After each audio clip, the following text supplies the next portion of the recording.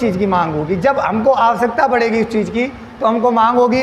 इसीलिए हमारे संविधान सभा को, यानी हमारा जब भारत देश आज़ाद हो गया उसके बाद में हमारे भारत देश को संविधान की आवश्यकता पड़ी, उसने मांग की ब्रिटिश सरकार से। तो सबसे पहले हमारे एक नेता थे वामपंथी, जिनका नाम था एम.एन. रॉय, जो वामपंथी नेता थे बच्चों, उन्होंने संविधान सभा की मांग की 1934 में। उसके बाद में भारतीय राष्ट्रीय कांग्रेस ने 1935 में संविधान सभा की मांग की। उसके बाद में 1938 में पंडित जवाहरलाल नेहरू के द्वारा यानी संविधान सभा की मांग की गई। ब्रिटिश सरकार ने जो संविधान सभा की मांग की गई थी पंडित जवाहरलाल नेहरू के द्वारा, उसको अपना लिया 1940 में, और इस प्रस्ताव को अगस्त प्रस्ताव के नाम से भी जाना जाता है। उसके बाद में 1942 में क्या होता है, जो हमारी ब्रिटिश सरकार थी, ब्रिटिश सरकार के जो मंत्री थे, कैबिनेट मंत्री जिनका था स्टैटफोर्ड क्लिप्स, और वो अपने मंत्रिमंडल के साथ भारत में आते हैं। कहाँ पर आते हैं बेटा? भारत में आते हैं, और वो यहाँ पे भारत में एक प्रारूप समिति से आते हैं। और जब वो ऐसी प्रस्ताव को वहाँ पर बताते हैं तो वहाँ पर हमारी जो मुस्लिम लीग थी वो क्रिप्स के योजना को ठुकरा देती है। तो इसके बाद में क्या होता है, जो हमारी ब्रिटिश सरकार थी वो एक कैबिनेट मिशन योजना लागू करती है। जब वो कैबिनेट मिशन योजना को भारत में भेजती है तो कैबिनेट मिशन योजना दोहरी संविधान सभा को ठुकरा देता है और एक ऐसी प्रारूप का गठन करता है जिससे हमारे वहाँ पे मुस्लिम लीग भी यानी समाज भी संतुष्ट हो जाता है। मेरे कहने का मांग है कि जब कोई चीज़ मांगी जाती है, हाँ, जिसकी आवश्यकता होती है उसकी पहले मांग होती है। अब संविधान सभा की इस तरीके से मांग हुई, पहले 1934 में फर्स्ट बार, 1935 में, 1938 में, 1940 में, 1942 में, इस तरीके से मांग होती है। उसके बाद में क्या होता है, जब ब्रिटिश सरकार इसको अपना लेती है और प्रस्ताव पारित कर देती है तो फिर संविधान सभा का गठन किया जाता है। क्या किया जाता है? संविधान सभा का गठन। संविधान सभा का गठन कैसे होता है? अब सुनो बेटा, यानी संविधान की मांग हो गई, मांग को पूर्ण कर लिया गया, ब्रिटिश सरकार ने कर दिया उसको। अब संविधान सभा का गठन कैसे होगा? यानी संविधान सभा का जब गठन होता है तब गठन के लिए पंडित जवाहरलाल नेहरू ने पहले ये कहा था, वयस्क जो मताधिकार हैं वो अपना वोट डालेंगे और जिसके भी वोट ज़्यादा होंगे उस तरीके से उन्होंने काम किया। अब संविधान सभा का गठन होता है। बेटा यहाँ पे बड़ा बात है, संविधान सभा का जब गठन हुआ तो फर्स्ट बार यानी 389 सीटें आवंटित की गई। 389 सीटों को आवंटित की गई, जिसमें से दो भाग हो गए सीटों के। 296 सीटें ब्रिटिश और भारत को मिली, ब्रिटिश और भारत को मिली, यानी 296 सीटें ब्रिटिश और भारत को मिली हैं। और यहाँ पे बेटा 93 सीटें जो थीं देसी रियासतों को मिली हैं। देसी रियासतों को 93 सीटें आवंटित की जाती हैं। 93 सीटें देसी रियासतों को मिली, 296 सीटें ब्रिटिश और भारत को मिलती हैं। उसके बाद में बेटा यहाँ पे क्या होता है, चुनाव, संविधान सभा के लिए जो चुनाव होता है, संविधान सभा के लिए चुनाव, ये चुनाव है बेटा, संविधान सभा का जो चुनाव है जुलाई अगस्त में होता है, जुलाई या अगस्त 1946 में। यानी संविधान सभा का जो चुनाव है वो जुलाई अगस्त 1946 को होता है। इसमें क्या होता है, जो हमारी सीटें थीं, टोटल सीटें थी 389, इनको दो भागों में डिवाइड किया गया था, एक तो 93 और 296। ये हमारी भारत और ब्रिटिश को मिली थी, ठीक है। अब क्या होता है, 296 सीटें को बेटा क्या किया गया, यहाँ पे 296 सीटें जो थी, इसमें 208 जो है राष्ट्रीय कांग्रेस को मिली हैं, राष्ट्रीय कांग्रेस को मिली हैं।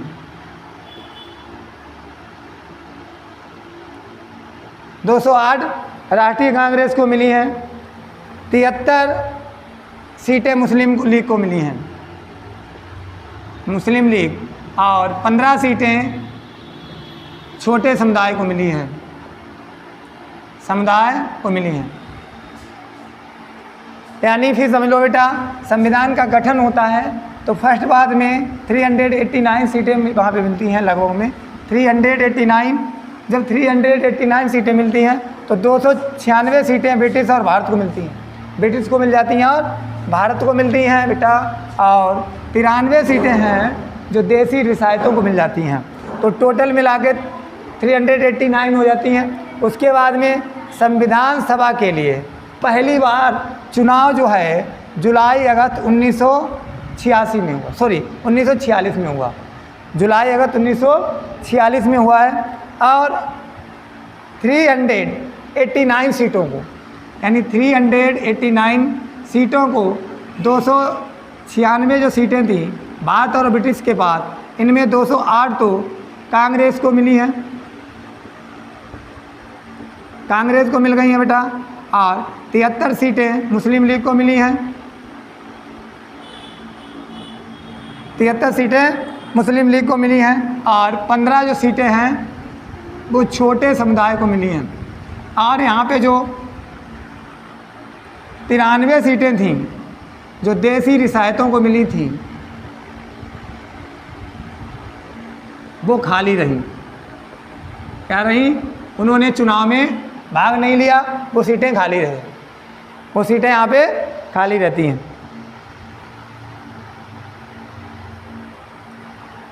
अब जब इन पे चुनाव हुआ तो इसका चुनाव जो है संविधान सभा का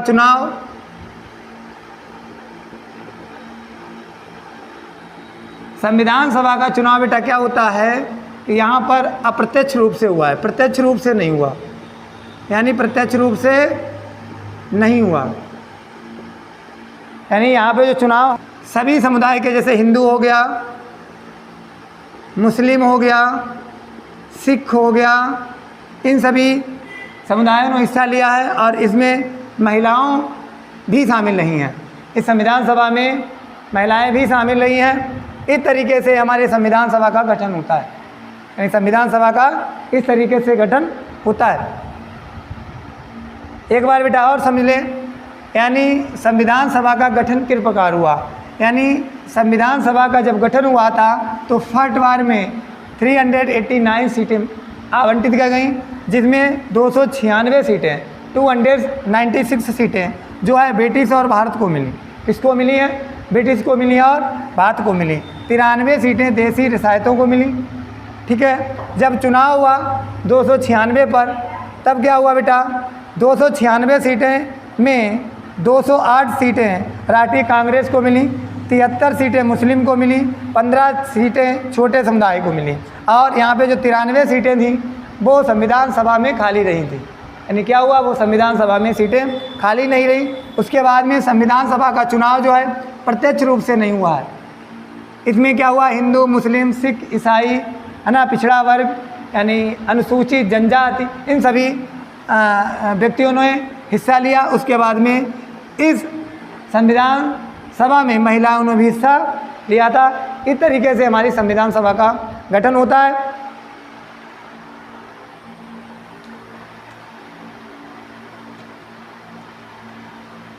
जब किसी चीज़ का गठन हो जाता है तो उसकी कार्य प्रणाली चालू की जाती है, यानी वो किस तरीके से काम किया जाए।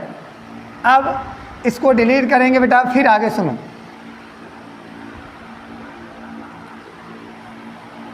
जब संविधान सभा का गठन हो गया, सीटें आवंटित हो गई, उसके बाद में संविधान सभा की पहली बैठक होती है।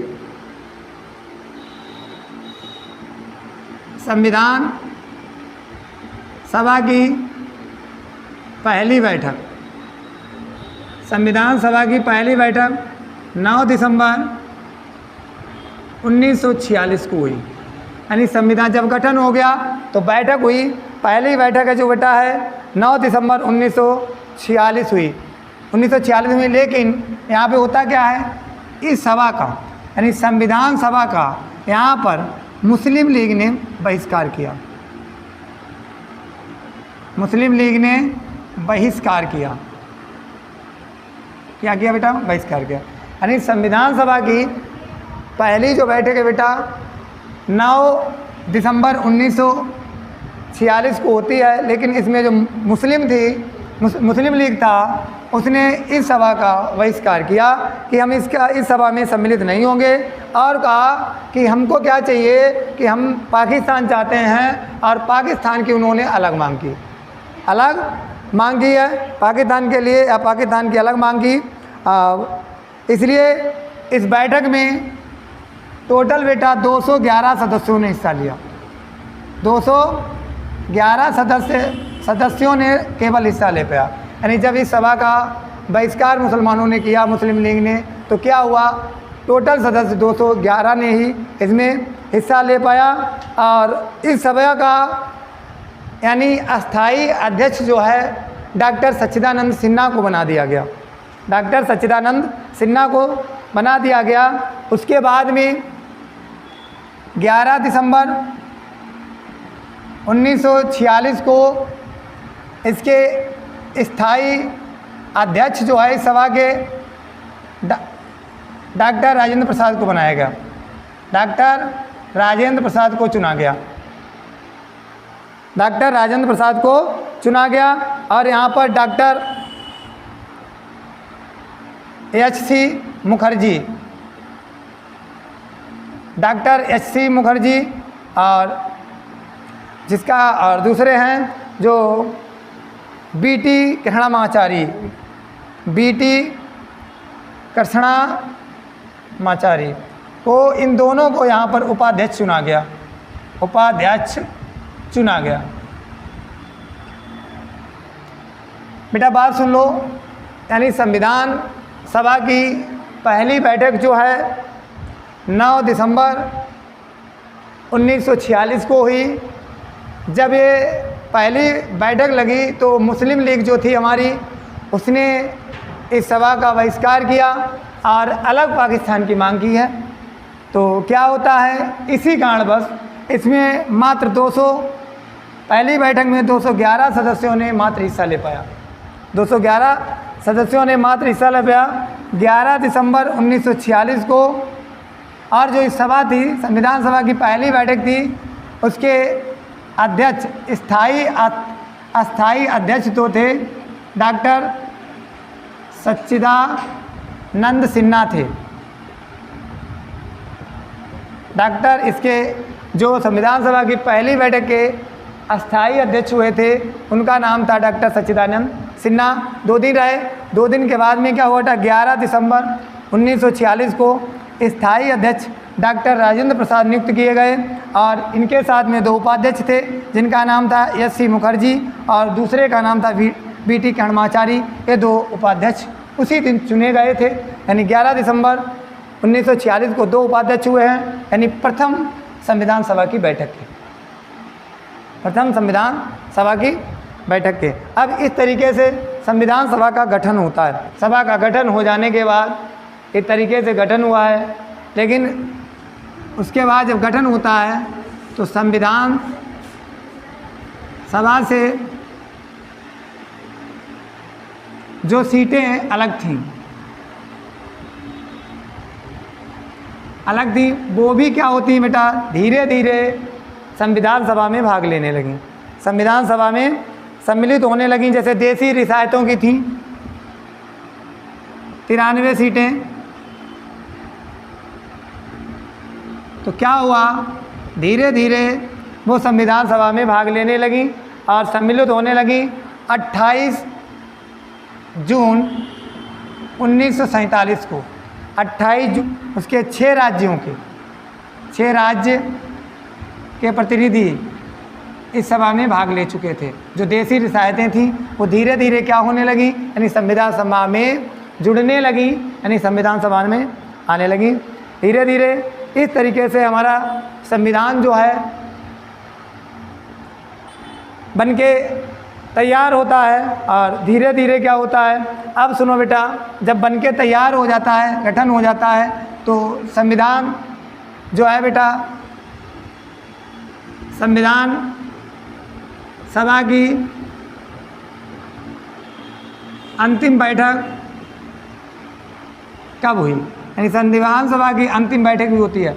यानी जब बन जाता है तो उसके बाद में संविधान सभा की अंतिम बैठक जो है 24 जनवरी 1950 को हुई। 24 जनवरी 1900 यानी संविधान सभा की अंतिम बैठक 24 जनवरी 1950 को हुई। 24 जनवरी 1950 को राष्ट्रीय गान,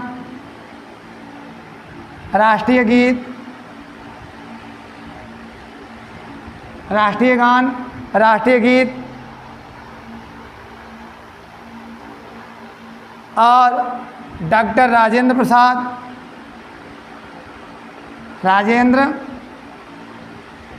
प्रसाद राष्ट्रपति, यानी संविधान सभा की अंतिम बैठक 24 जनवरी 1950 को हुई। 24 जनवरी 1950 को राष्ट्रीय गान अपनाया गया और राष्ट्रीय गीत अपनाया गया। दोनों 24 जनवरी 1950 को अपनाए गए। 24 जनवरी 1950 को डॉक्टर राजेंद्र प्रसाद हमारे भारत देश के राष्ट्रपति बने, राष्ट्रपति नियुक्त किए गए। अब बात आती है संविधान, यानी हमारी संविधान कितने दिन में बनकर तैयार हुआ। तो संविधान को बनने में लगा समय 2 साल 11 माह और 18 दिन का समय लगा था संविधान बनने में। यानी 2 साल 11 महीना और 18 दिन में हमारा संविधान बनके तैयार हो पाया। और इसमें 11 बैठकें हुई हैं। कितनी बैठकें हुई हैं? टोटल 11 बैठकें हुई। और इसमें खर्च आया है बेटा लगभग में 64 लाख रुपए। 64 लाख रुपए खर्च हुआ है। लगभग में संविधान बनने में 64 लाख रुपए खर्च हुआ है। और हमारा जो संविधान है वो 60 देशों से खोजने के बाद 60 देश के संविधान को खोजने के बाद बना है। खोजने के बाद बना है। इस तरीके से हमारा संविधान बनकर तैयार हुआ। इस तरीके से हमारा संविधान बनकर तैयार हुआ बेटा। अब संविधान सिर्फ बनकर तैयार हुआ है। अब इसके बाद में संविधान सभा की समितियां रही हैं, यानी संविधान सभा की समिति जो है वो हम आगे बढ़ाएंगे। इस तरीके से संविधान सभा पूरा हमारा गठित हुआ है।